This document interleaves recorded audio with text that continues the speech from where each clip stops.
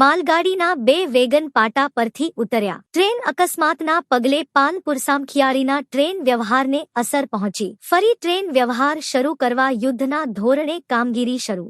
અકસ્માતના પગલે નીચે મુજબના ટ્રેન ચાલનમાં ફેરફાર કરવામાં આવ્યા. ટ્રેન નંબર 19,406/19,405 ગાંધીધામ પાલનપુર ગાંધીધામ સંપૂર્ણ રદ. Train number 12,959 Bandra terminus Bhuj Bhildi Mehsana Viramgam Samakhiyali થઈને ડાયવર્ટ કરવામાં આવી. ટ્રેન નંબર 20,984 દિલ્હી સરાઈ રોહિલ્લા ભુજ ભીલડી મહેસાણા વિરમગામ સામાખિયાળી થઈને ડાયવર્ટ કરવામાં આવી. ટ્રેન નંબર 22,483 ભગત કી કોઠી ગાંધીધામ ભીલડી સ્ટેશન સુધી જ દોડાવવામાં આવશે.